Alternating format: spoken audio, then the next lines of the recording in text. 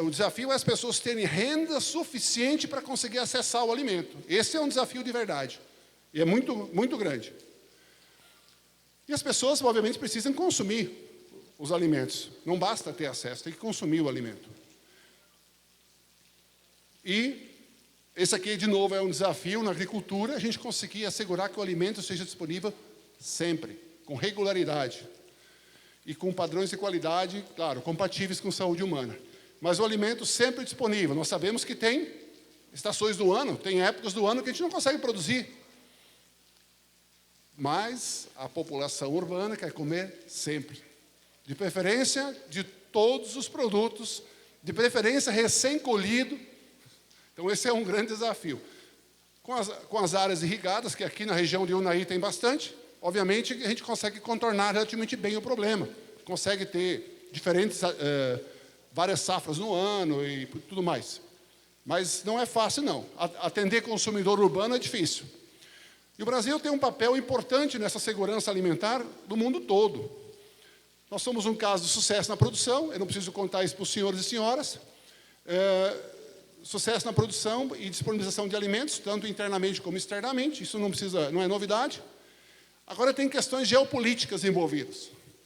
Quando nós estamos falando de produção de alimentos, o Brasil assumiu um protagonismo, o Brasil se tornou um país de peso em termos de produção de alimentos, que mexe com a geopolítica mundial, na parte de produção e oferta de alimentos. Então, isso cria o quê? Isso gera incômodo para aquelas nações que tradicionalmente produzem alimentos. Então, o Brasil começa a desequilibrar uma balança que estava em um equilíbrio no passado. Começa a mudar. Então, nós temos aí um desafio, claro. Fazer o que é certo e sermos muito assertivos naquilo que nós comunicamos, seja para o nosso consumidor aqui no Brasil, seja para os consumidores nos mercados de destino. O Brasil está aprendendo a fazer isso. Nós precisamos fazer isso de forma muito clara para que o consumidor saiba o que ele está consumindo ao comprar um produto do Brasil.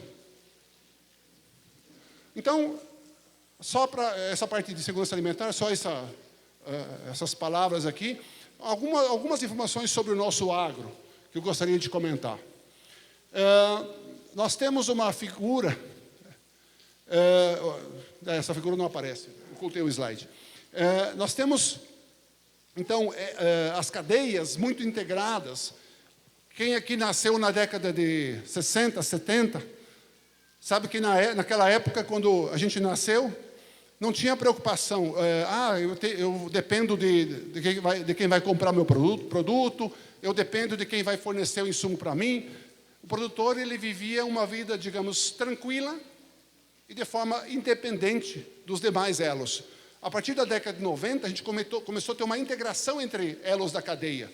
Abertura de mercado, o Brasil começou a exportar mais e se abriu para a concorrência internacional a partir da década de 90. Então, isso passou a mudar. A gente passou a ter uma conexão muito forte com quem fornece insumo. O insumo vem de qualquer parte do mundo e o nosso produto também vai para qualquer país do mundo. Então, a gente acaba que está muito mais conectado, né? Então, essa figura aqui, ela ilustra isso, né? Então, a gente tem os insumos que vêm para os produtores por meio das revendas ou de cooperativas. O produtor produz, vende para a cooperativa, vende para as tradings, que passa, então, pela uma indústria de transformação, seja de alimentos, seja de biocombustíveis. Depois vai para os canais de distribuição, para chegar no consumidor final. E esse consumidor final pode estar em qualquer parte do planeta.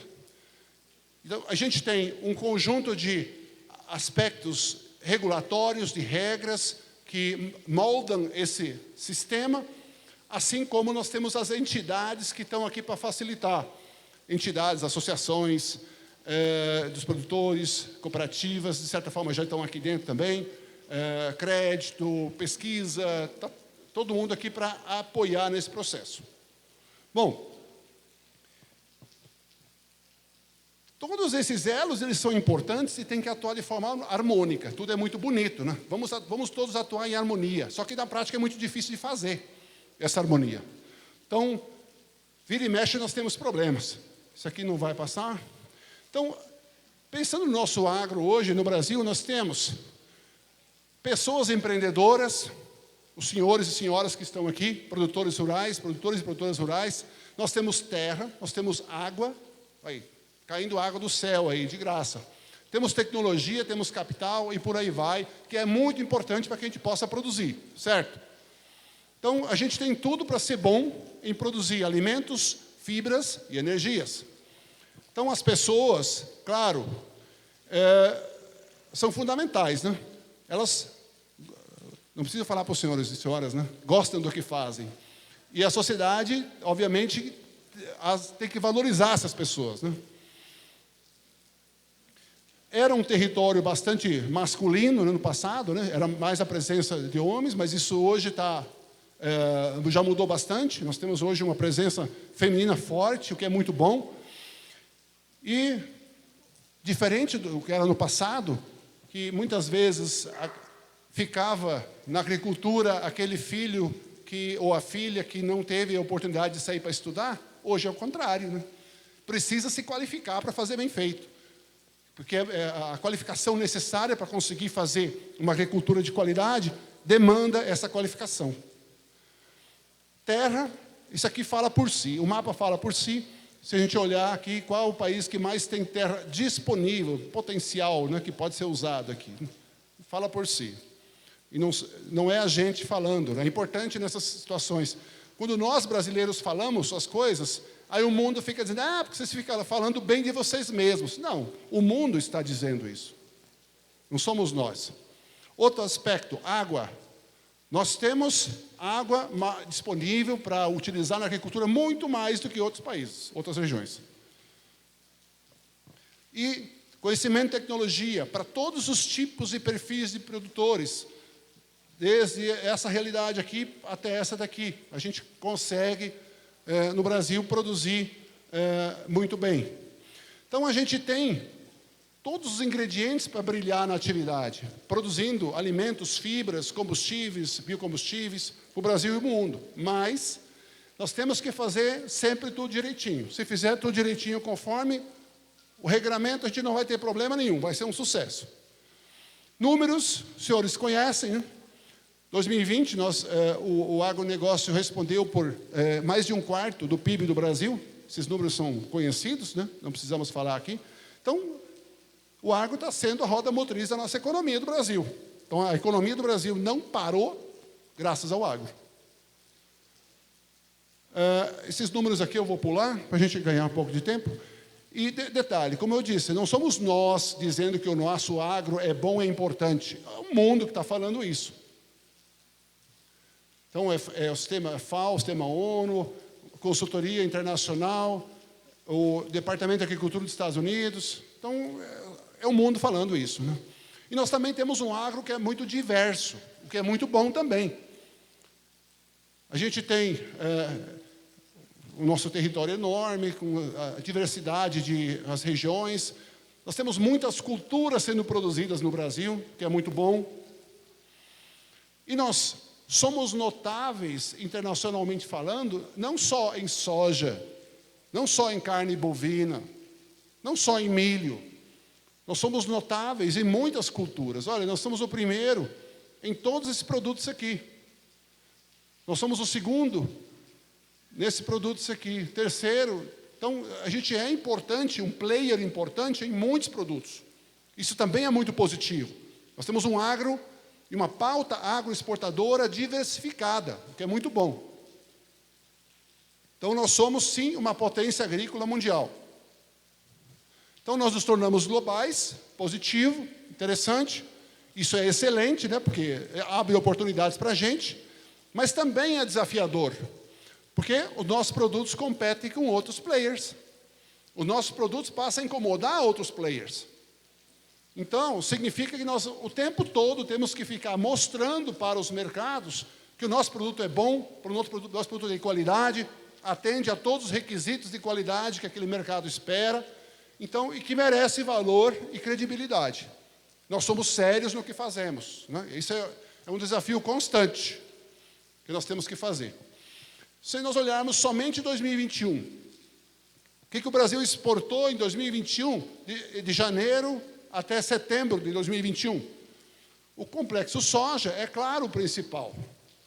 Depois vem o conjunto das carnes. Depois vem produtos florestais. E depois produtos do setor sucroalcooleiro, café, e aí os demais, uns 16%. Agora, nós exportamos muito. Nós exportamos 93 bilhões de dólares nesse período aqui, de janeiro a setembro. Importamos apenas 11, ou seja, só de janeiro a setembro, 82 bilhões de dólares de saldo comercial, na balança comercial. Só até setembro. Vem mais por aí, né, até o final do ano. Bom, nós vendemos para muitos países, o que é muito bom.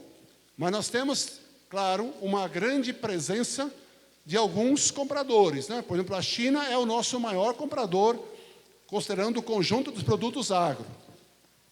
Quase 40%. Depois vem a União Europeia.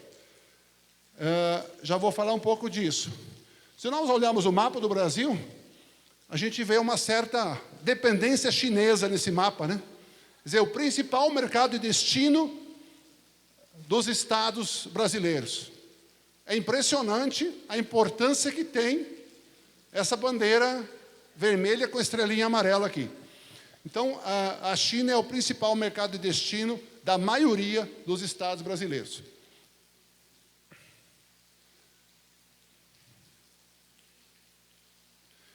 Uma coisa interessante, a gente vê que a China, nós estamos aí perto de 40% das nossas exportações estão indo para a China. Olha como que é a participação das exportações indo para a China. É quase uma linha reta crescendo. Ano após ano, aumenta a participação da China nas nossas exportações dos produtos do agro. E olha a União Europeia. Participação diminuindo. São os 3 maiores mercados. Estados Unidos está praticamente estável ao longo do tempo, desde 2011. Então, chama muito a atenção esse crescimento da participação chinesa nas nossas exportações do agro. É algo que chama bastante atenção. E, segundo algumas consultorias que estudam comércio internacional, falam que isso vai aumentar ainda mais. Quer dizer, a China vai aumentar ainda mais a participação nas nossas exportações do agro. Como país comprador, vai ser aumentar ainda mais a sua participação. E, claro, uma preocupação. Quando nós temos uma economia de mercado, nós vivemos numa economia de mercado, ou pelo menos achamos que estamos, ou gostaríamos de estar, concorrência é fundamental. Precisamos de concorrência. Então, sempre que tiver concentração de mercado, seja para comprar insumo, seja para vender produto, isso é normalmente prejudicial para o produtor. Não é novidade para os senhores e senhoras, né? Você tem só meia dúzia de fábrica de insumos para vender fertilizante, isso não é bom. É melhor que haja mais, e de preferência, muitos vendedores. Assim como na hora de vender a produção, é bom que haja mais compradores, e não só 2 ou 3. Porque se forem poucos, mercado concentrado, o produtor geralmente sai na desvantagem, porque ele não tem aquele poder de barganha para brigar com esses grandes aí. Então, nós precisamos diversificar. Diversificar não é só o que a gente produz, mas diversificar também onde a gente compra insumos e onde nós conseguimos vender a nossa produção. A gente precisa diversificar não só a produção, mas o comércio. O que compramos e o que vendemos. Isso é um desafio. Por exemplo, o nosso suprimento de fertilizantes, ele depende de importações. E não é pouco. Se nós olharmos só os 3 nutrientes principais, nitrogênio, fósforo e potássio, em 2019, nós importamos 95% do nosso nitrogênio que usamos na agricultura. Importamos 70% do fósforo e importamos 95% de potássio. E aí, se nós importamos tanto e temos poucos fornecedores, aí o negócio fica complicado, né? Está ou não está difícil para comprar fertilizante? Está complexo, né? A situação que a gente passa agora está complexo.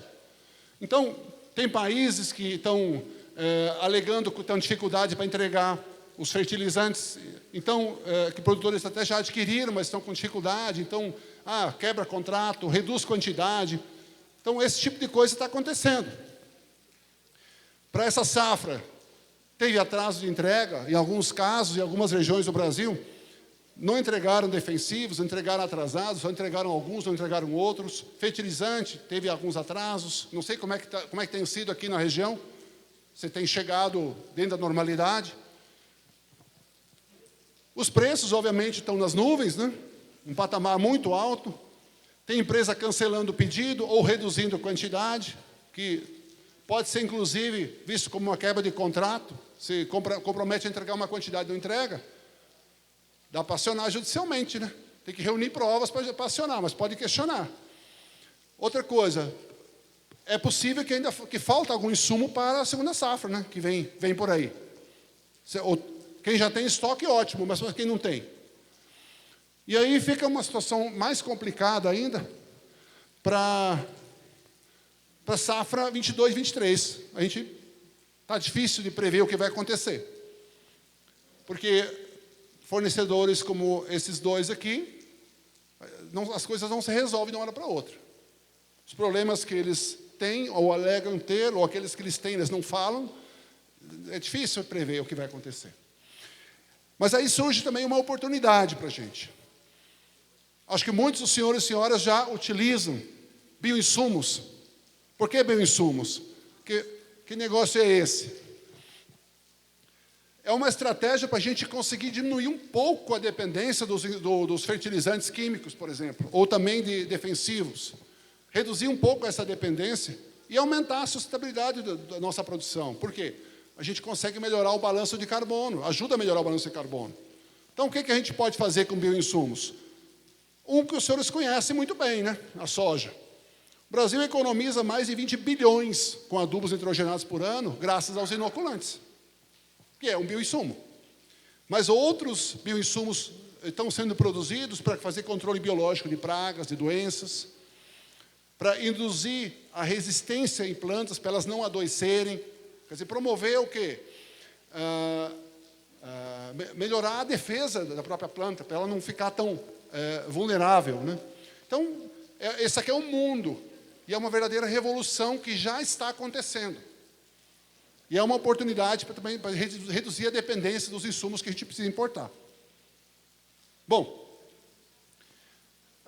sustentabilidade, por que é importante? Isso aqui é chover no molhado, né? A gente precisa assegurar que fazemos o que é certo e conseguimos demonstrar para quem compra nossos produtos. Eu vou pular isso aqui. Então, isso é uma questão...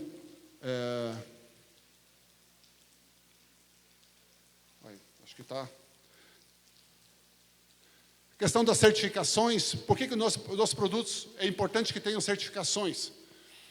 Ajudam a demonstrar perante o nosso consumidor, cliente, que o produto contém as características que eles querem.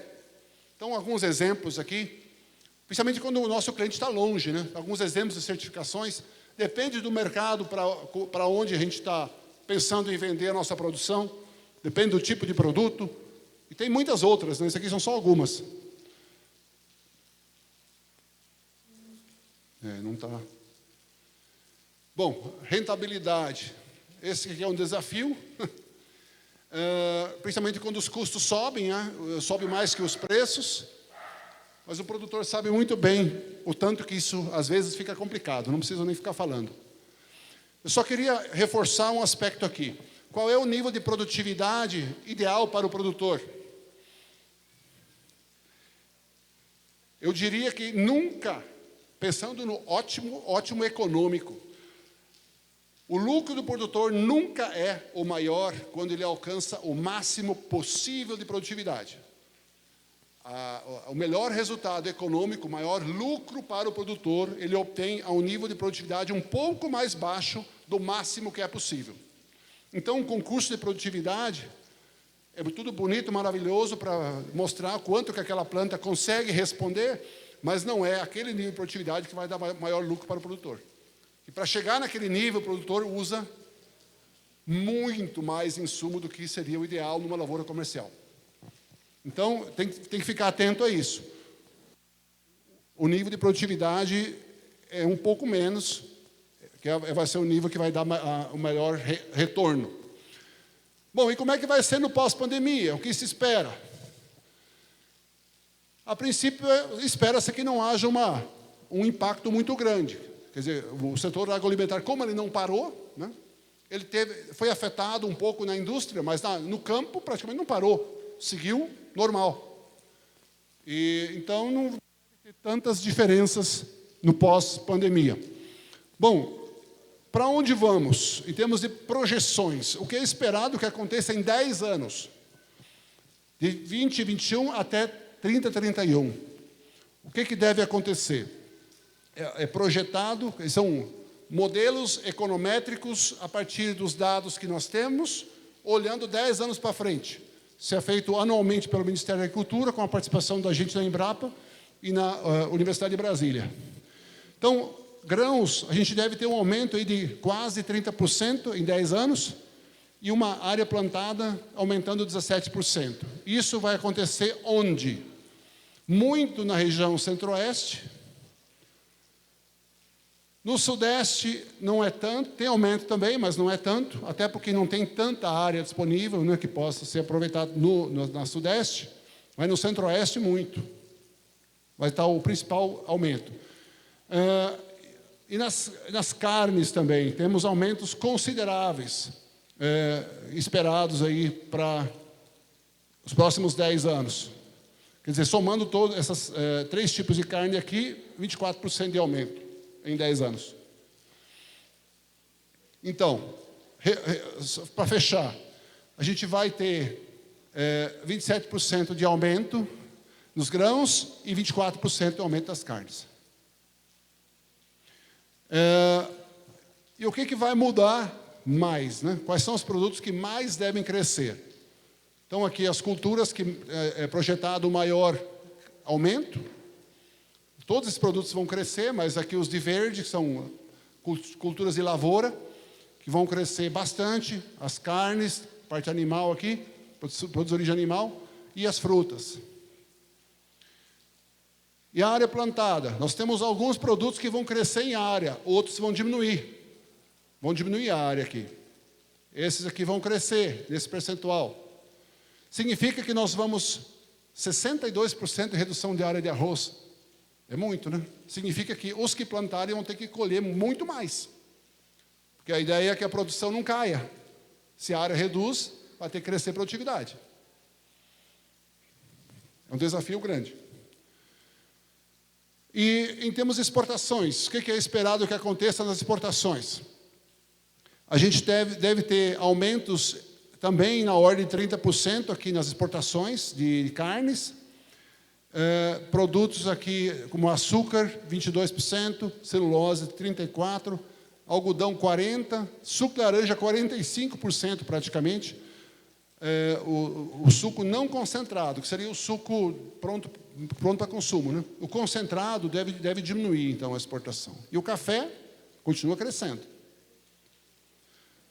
O Brasil tem uma oportunidade interessante para aproveitar, tem vantagem, né, para exportar mais carnes e frutas, deve aproveitar isso. Os produtos, então, que mais devem aumentar a exportação são esses que estão aqui. Aqui são frutas, né, culturas de lavoura, grãos, né, outras culturas de lavoura, produtos de origem animal. São os que mais devem crescer, então, nesse período.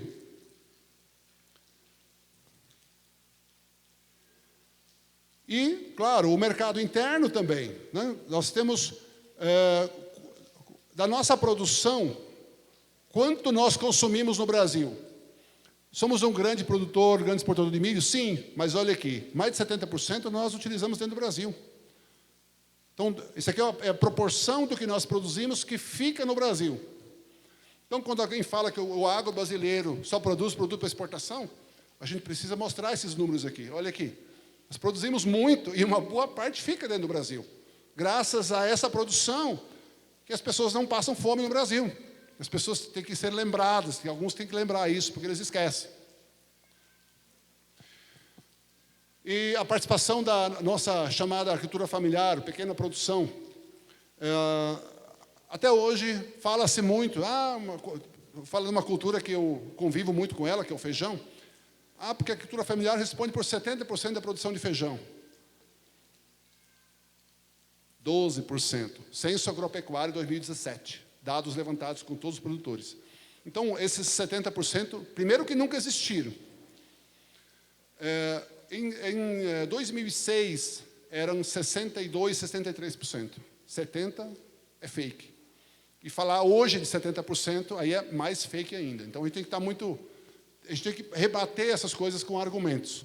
Então, para alguns produtos, como o tabaco, claro que a participação é muito grande, mas para outros, não. Varia bastante de um produto para outro. Agora eu quero falar de uns desafios. Deixar umas pulguinhas coçando aqui atrás das orelhas dos senhores e senhoras. Bom, o mundo espera que nós sejamos um importante produtor de alimentos, produtor adicional de alimentos. Porque o mundo precisa, para passar de 7,7 bilhões para 9,7 em 2050, vai precisar de muito mais comida. De onde vem essa comida? É esperado que a gente, desse aumento que vai ser necessário, quase a metade vai ter que vir do Brasil.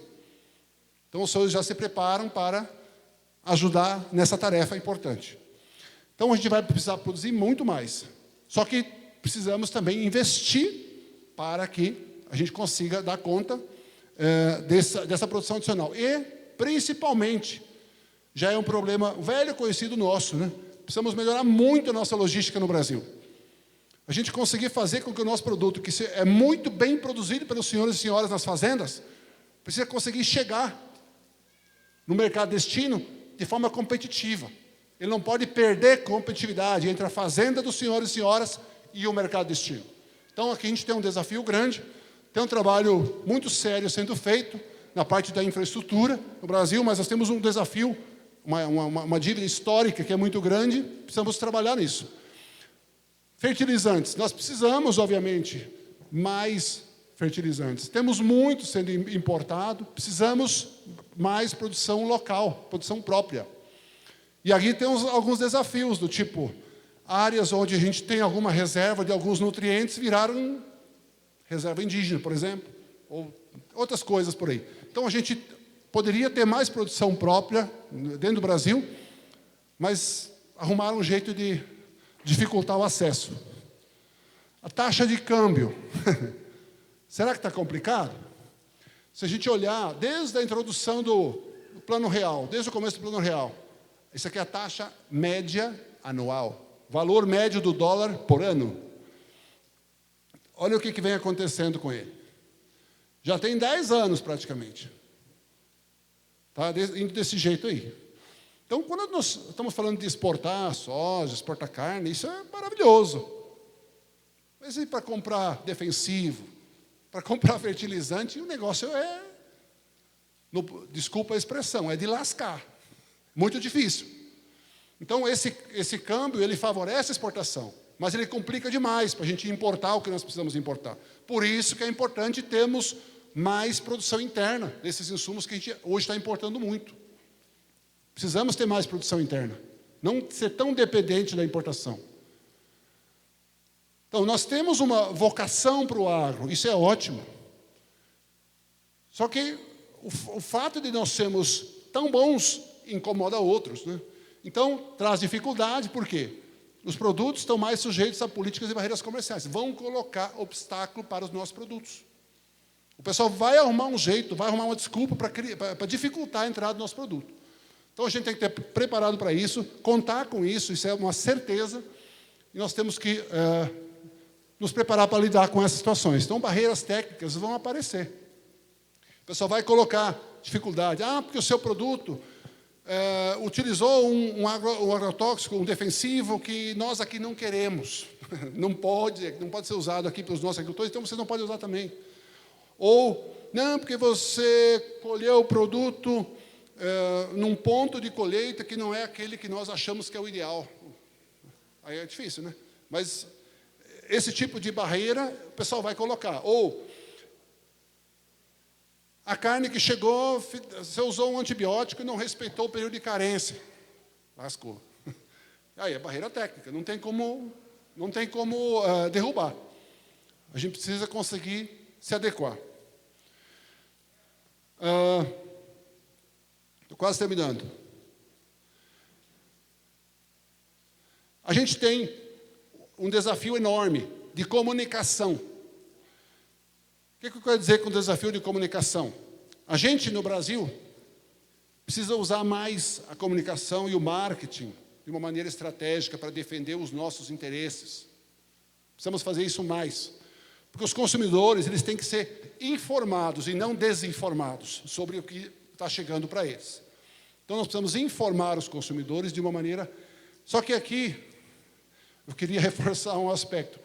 Para a gente informar o consumidor e encontrar o ouvido do consumidor aberto, quando a gente coloca aquelas imagens assim, a grande lavoura com 20 colheitadeiras enfileiradas, não é essa imagem que vai convencer o consumidor a querer comprar o produto, dizer, esse aqui é um produto, eu me identifico com ele. É muito mais interessante ter uma família, um trator de manhãzinha, tá lá o galo cantando, aquilo que as pessoas, os urbanos, associam com algo, natureza, produção de alimento, e não a grande lavoura. Nós sabemos que a grande lavoura ela é fundamental no processo, mas a gente não deve ficar enfatizando nas nossas comunicações somente as grandes lavouras. Isso está criando dificuldade lá fora. Os países que estão questionando a gente, em parte, é porque a gente enfatizou bastante essas comunicações. E eles não gostam muito de... Até porque eles acham que vira uma ameaça. Tipo assim, vai acabar com a nossa agricultura europeia, vai acabar com... Não vai acabar. Então, o que nós vamos destacar na nossa comunicação vai ter um efeito grande, e a gente espera que positivo, sobre os consumidores, dentro e fora do Brasil. Então, a gente tem que atentar muito para essa comunicação, fazê-la bem feita, que nós vamos conseguir colocar o nosso produto de uma forma melhor. Então, eu quero ilustrar um exemplo simples aqui, um exemplo de um desafio de comunicação. Vou falar de um problema, os senhores conhecem bem, devem ter visto em muitos lugares. Falar de uma solução para esse problema e, claro, coisas que a gente precisa atentar para isso. Quem não viu uma manchete sendo postada em redes sociais, sites, que tentava denegrir a imagem do agro? Um exemplo, essa imagem aqui. Porque o Brasil é o maior consumidor mundial de agrotóxicos. Quem não viu? Circulou o tempo todo, aí circula esse tipo de mensagem. E olha onde aparece, inclusive sites oficiais. Inclusive sites oficiais. Aqui um jornal da Universidade de São Paulo e na Câmara dos Deputados. E tem muitos outros lugares que também se encontra essa mesma informação. Bom, concordamos que isso aqui é algo, no mínimo, danoso, mal intencionado, usando números manipulados para tentar mostrar uma coisa que não é. Então, a solução que a gente vê para esse tipo de manchete, né? Isso aqui, na verdade, são notícias, são narrativas, né? Pessoas que desconhecem a agricultura, usam de forma aviesada e, às vezes, desonesta, só para denegrir a imagem do agro. Será que isso acontece? Muito, né? Então, a gente precisa estar muito atento. Então, nós precisamos tratar isso aqui com comunicação. Agora, é comunicação embasada. Então, por exemplo, a gente precisa dizer, olha, números oficiais, né? E mostrar para o pessoal, que não faz sentido olhar o número absoluto. Quantas toneladas o Brasil usou de ingrediente ativo? Olha o tamanho da área do Brasil, né? Então, número absoluto não faz sentido. Tem que considerar o tamanho da área cultivada dos países, onde os defensivos são usados, né? Afinal de contas, a gente aplica o defensivo na lavoura, né? Tem que mostrar os números corretos, né? E a gente precisa também reforçar, né, que nós, no Brasil, cultivamos as mesmas áreas várias vezes por ano. Então, além de pegar a divisão daquele número total do quanto o Brasil utilizou, dividir pela área que o Brasil planta, ainda tem que considerar que nós plantamos várias vezes a mesma área, temos várias safras na mesma área. Então, por cultivo, usamos ainda menos ingrediente ativo. Então, isso é comunicação assertiva que nós temos que fazer, até para rebater aquele tipo de notícia tendenciosa que muitas vezes é colocado. Nesse contexto, os produtores e as suas representações, claro, têm que estar atentos o tempo todo, porque esse tipo de situação já surgiu e vai continuar surgindo. Seja com defensivo, seja com outros produtos, vai continuar surgindo. Então, para rapidamente poder dar um encaminhamento, para uma comunicação, para rebater esse tipo de notícia. A Embrapa e outros centros de pesquisa podem sempre ajudar a embasar essas respostas, porque a gente tem acesso aos dados, a gente conhece os dados e pode fazer as continhas direitinho e entregar prontinho para os senhores. Olha, tipo assim, isso aí não procede. Um outro exemplo. Tem pouco tempo, saiu uma matéria no Jornal Popular, jornal de maior circulação em Goiás, dizendo que porque a agricultura responde por 70 e poucos % das emissões de carbono. Uma bomba, né? Assim, para a agricultura como um todo. Aí o pessoal da FAEG veio conversar comigo e falou, primeira coisa, 70% de emissões. E cadê o sequestro? Cadê o balanço de emissões? Não tem. Então, a matéria foi feita em cima só daquilo que é emitido, e não daquilo que é sequestrado, e o balanço líquido, que seria a informação verdadeira, útil. Mas não, pegou-se apenas a parte da emissão. É óbvio que é tendencioso. Então, esse tipo de coisa acontece com frequência. E a gente precisa rebater. Então, nós precisamos, obviamente, assegurar que tudo que nós fazemos esteja em conformidade com as regras, né? Atenda os requisitos legais, aqueles que são impostos pelos nossos clientes, quer dizer, quem vai comprar o nosso produto, se quer, o consumidor do Japão quer a melancia quadradinha, tudo bem, vamos encaixotar ela, vai ficar quadradinha, ele vai receber a melancia quadradinha.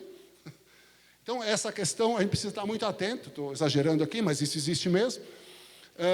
Para isso, claro, as certificações são úteis nesse processo. Então, nós temos que fazer o certo, documentar que fizemos, mostrar, criar registros que nós fizemos, essas questões aqui, e demonstrar de maneira muito clara, transparente, que nós fazemos isso aqui. E que o nosso produto, então, tem todas as características que o pessoal quer. Não é uma narrativa de alguém que desconhece o agro que pode dizer como é que o nosso produto é. Nós sabemos como ele é. Então, nós somos as pessoas indicadas para colocar essa informação para o mercado consumidor. Os importadores são mais fáceis de serem convencidos.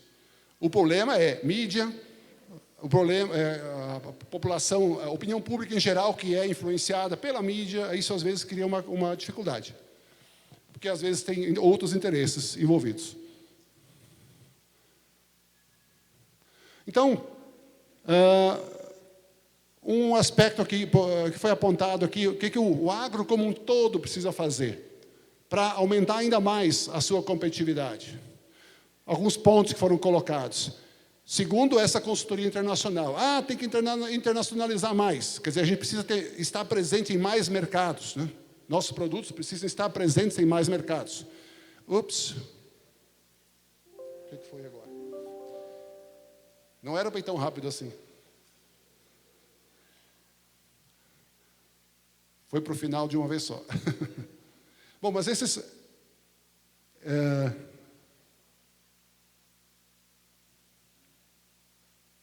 Só sumiu lá do projetor. Voltou? Não. Volta. Mais um. Esse aí. Deixa eu ver se eu vou conseguir aqui. Então, a gente precisa, então, estar presente em mais países, aumentar a eficiência operacional nas empresas, agregar valor à nossa produção. Exportar soja em grão é ótimo, mas exportar soja transformada em ovos, carne, é muito melhor. Então, a gente conseguir agregar mais valor à nossa produção é melhor para a economia como um todo. A gente vai gerar mais riqueza, mais emprego e mais divisa, porque a gente vai exportar o produto de valor agregado.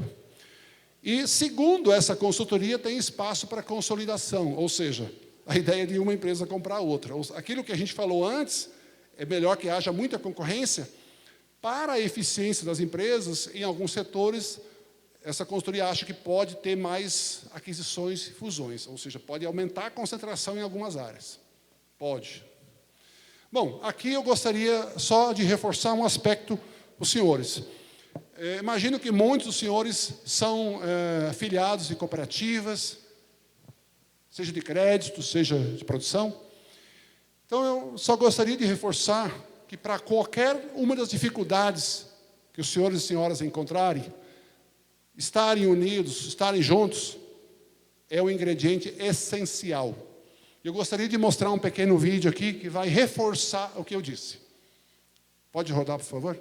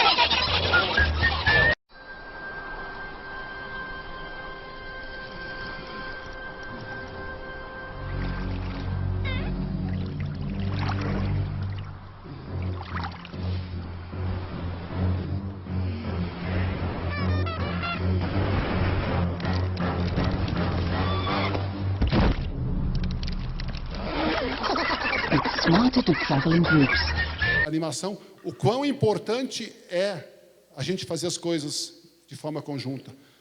Se o produtor, cada um, isoladamente, tentar resolver seus problemas, vai ficar muito mais difícil. Os predadores estão aí, à espreita. Se a gente se unir, a gente vai conseguir as coisas de uma maneira muito mais fácil. Meus pais são agricultores, sou filho de agricultor, de pequeno agricultor do sul do Brasil. A gente sabe o quão importante é fazer as coisas de forma conjunta. Senão, fica muito complicado. Bom, para fechar, eu acho que eu já falei demais, eu só gostaria de reforçar 3 pontos. Primeiro, não é novidade, né? Nosso agro é muito importante e vai ter um papel ainda mais importante no futuro. Nós temos que estar cientes, nos preparar bem para isso. Então, um segundo ponto. Temos que estar atento a um conjunto de desafios que estão aí e que virão e tomar as medidas necessárias para cumprir bem o papel do Brasil no futuro, como um país agro que fornece alimento, fibra, energia e tudo mais que o agro pode fornecer para a sociedade, seja ela do Brasil, seja de outros países que precisam dos nossos produtos. E, por último, as parcerias e a união dos produtores são fundamentais para a gente se preparar para esses desafios. Sozinhos vai ser muito mais difícil, se é que a gente vai conseguir sozinho. É melhor estarmos unidos para fazer. É isso. Agradeço novamente a André e todos os demais envolvidos aí na organização pelo convite, a oportunidade de estar aqui. E se houver alguma pergunta, alguma discussão, depois talvez a gente fique à disposição. Obrigado.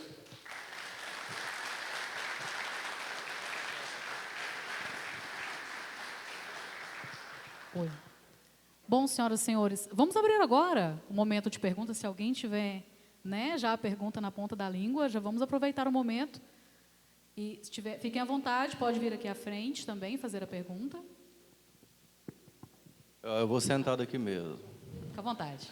É um negócio que eu nunca entendi, você como pesquisador pode elucidar melhor. O que é o real problema da produção nacional de insumo básico, nitrogênio, fósforo, potássio? Não é possível que um país desse tamanho não tenha as jazidas, é economicamente inviável? O que é o problema? Bom, no caso do nitrogênio, o processo de produção de ureia, por exemplo, é um processo caro. Quem desenvolveu isso inicialmente foi desenvolvido na Alemanha. Tem alguns poucos países que fazem. É a partir de derivados de petróleo. Então, querendo ou não, a ureia que nós usamos, ela é um fertilizante fóssil, assim, de origem fóssil. Então, ele precisa trabalhar mais com fontes, por exemplo, a fixação biológica, no caso da soja, funciona bem. Para outras culturas, a gente também já tem inoculantes, até para gramíneas, que a gente achava que só leguminosas poderiam fixar nitrogênio. Agora, a gente já está vendo que tem algumas bactérias funcionam com gramíneas, com pastagens. Olha o tamanho da nossa área de pastagem. Conseguimos fazer fixação biológica de nitrogênio em pastagens. É fantástico. A gente já tem essa possibilidade. Isso já foi trabalhado. Então, na parte do nitrogênio, eu acho que a alternativa é fugir do nitrogênio mineral, porque ele é caro, o processo é dominado por poucos países. Por exemplo, a Petrobras não produz. Nós importamos ela pronta, né? O fertilizante nitrogenado. E ele é produzido a partir de derivados do petróleo. Fósforo, nós importamos um pouco menos. Foi liberado ano passado uma tecnologia a Embrapa Milho Sorgo lançou que é para solubilizar fósforo preso no solo, para que as plantas possam ter acesso. Então, essa é uma forma de evitar também de ter que usar tanto fósforo na agricultura. Potássio é um pouco mais complicado porque depende de reservas. Aonde estão as reservas? As grandes reservas não estão no Brasil. E nós não conseguimos inventar o, digamos, mineral potássio em laboratório, né? Então, a gente acaba dependendo de importar esses nutrientes. Infelizmente, algumas jazidas estão em países que têm alguns problemas, às vezes em quando tem problemas de ordem política, aí eles limitam a exportação, não é fácil. E a nossa quantidade que nós precisamos ela é muito grande. Então, se nós conseguirmos trabalhar com mais ciclagem de nutrientes, né, conseguir fazer isso melhor, já é feito muita coisa, mas para reduzir a necessidade de aporte do nutriente adicional. Então, a gente não inventa o nutriente em laboratório, não consegue, mas nitrogênio e fixação biológica ajuda bastante. Fósforo, a gente tem rocha, né, tem fontes que estão sendo exploradas já no Brasil. Então, tem pesquisas voltadas já para identificar novas fontes. Elas não são tão concentradas como pegar o guano, por exemplo, que vem lá do Peru prontinho, ou de alguns países do norte da África, mas ajuda. Potássio é um pouco mais complexo. Como eu falei mais cedo, a gente tem algumas reservas em algumas regiões do Brasil, mas a superfície dessas regiões já foi lacrada, devidamente lacrada, para a gente ter dificuldade de acessar. Então, tem regiões, tem reservas indígenas na Amazônia que tem embaixo. Mas como é que chega lá? É complexo. Não sei se eu respondi. Obrigado. Alguém mais gostaria? Só levantar a mão, por favor. O pessoal está cansado de ouvir minha voz. Falei demais.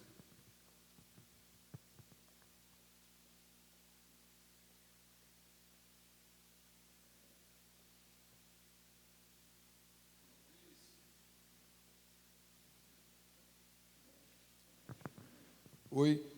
Talvez um dos aspectos mais importantes, professor, é que a gente tem que resgatar cada vez mais a cultura do produtor rural, que é a coisa mais importante. Você falou que nós temos chuva, terra, nós temos sol, nós temos tudo, né? E a questão da cultura, ela tem que ser preservada. Como é que você vê isso como um pesquisador dentro da Embrapa, no aspecto da gente assegurar essa cultura do produtor, que ele sabe, a cigarra começou a cantar, está na hora de a gente plantar, né? Meu pai fala muito isso. Então, assim, como é que a gente assegura essa cultura num processo de uma revolução cultural que a gente está sofrendo no país, né? Muito filho de produtor não quer ficar mais na fazenda ou no interior. Então, o que você pensa sobre isso? Pergunta difícil, André. Se a gente for conversar com os jovens hoje, o que significa que a cigarra está cantando? Tá aí cantando, né? A nossa geração, os pais da gente, sabiam direitinho quando que era o momento de começar a movimentação, de preparar plantio. Hoje em dia, já é um pouco mais difícil. A meninada não está mais tão ligada nesses sinais da natureza. Então, porque hoje as coisas estão tudo muito concentradas, né, nesses dispositivos. E isso é ruim? É uma mudança, sim, grande em relação a como a gente fazia, mas essas novas ferramentas também trazem muitas possibilidades de chegar outras informações no conjunto que vão dar a segurança para tomar a decisão. E se essas novas tecnologias não estiverem disponíveis, eu acho que o 5G vai ajudar a democratizar isso no interior, basta observar, daqui para Brasília, a gente fica um bom tempo sem sinal de celular, né? Pelo menos quem é sofredor da Claro, como eu, percebe que não tem sinal de celular na rodovia, né? Então, esse tipo de coisa, quando você tem cobertura plena, o produtor tem que ter cobertura toda a fazenda. Como é que ele vai praticar agricultura digital, sem sinal, sem conectividade? Então, isso é fundamental. E com 5G tem a expectativa de que isso se resolva, efetivamente. Desde que as empresas, né, que levaram as frequências, né, no leilão, elas têm né, tipo assim, você assumiu o compromisso, vai ter que honrar, vai ter que colocar sinal. Todo mundo precisa. Porque aí muda essa questão das pessoas também quererem estar no campo.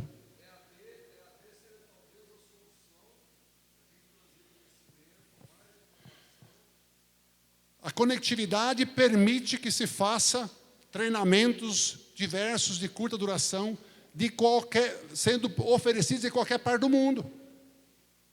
O produtor pode estar fazendo um curso na Universidade de Harvard, por meio do seu computador, do seu smartphone, por que não? Claro, às vezes tem barreira de idioma, mas se vira, né? A gente dá um jeito. Então, existe a possibilidade de a gente acessar muito mais conhecimento e informação, que às vezes a gente não conseguiria chegar nessa informação. Então, é uma oportunidade muito grande. Eu sei que é muito mais difícil para quem já tem um número de RG menor, como o pessoal fala, quem já tem um pouco mais de experiência. Meus pais, por exemplo, nem usam celular, nem querem aprender a usar celular. Então, é mais difícil. Mas para a meninada hoje, inclusive querer continuar na agricultura, isso é muito importante. Conectividade é muito importante para o jovem querer ficar. Ou estou falando besteira, os mais jovens aqui. Isso é um aspecto que acabava atraindo as pessoas para o meio urbano. Se agora a gente tem essa possibilidade na área rural, eu tenho natureza, tenho uma maravilha poder trabalhar no campo. Com conectividade, por que eu vou para a cidade? Vou lá, sim, eu não vou buscar uma coisa que eu não posso ter no campo, mas viver no campo torna-se muito mais prazeroso para essa meninada que precisa dessa conectividade. A geração que já nasce e cresce digital. Os filhos da gente, os netos, nascem e crescem digital. Então, tem que ter conectividade, senão não vai. Não sei se respondi. Você me fez uma pergunta muito difícil. Bom, doutor, nós agradecemos a sua participação, que nos abrilhantou a essa noite. Lembrando que, ao final, nós teremos um debate, né, com todos os palestrantes da noite. Então, agora, o senhor pode ficar à vontade. Muito obrigada, senhoras e senhores. Um salve de palmas. Doutor muito obrigado. Alcindo.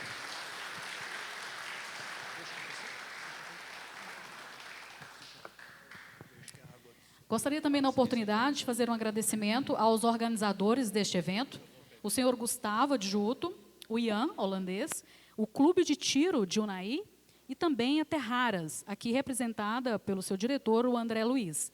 Muito obrigada pela presença.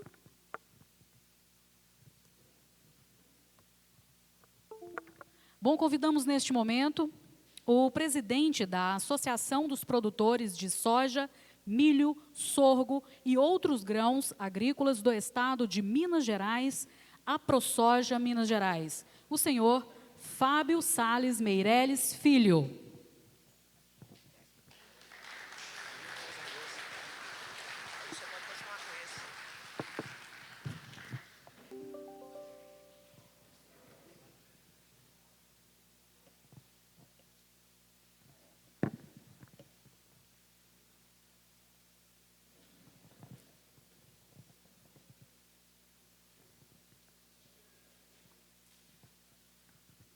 Doutor Fábio, senhor Fábio. Obrigado. Boa noite a todos. Vocês me colocaram numa berlinda muito grande, porque falar depois das palavras do professor é algo extremamente complicado, porque ele deu uma aula para todos nós. Foi um prazer poder assisti-lo. E estar aqui é uma honra. Queria agradecer a todos os organizadores, ao Leandro.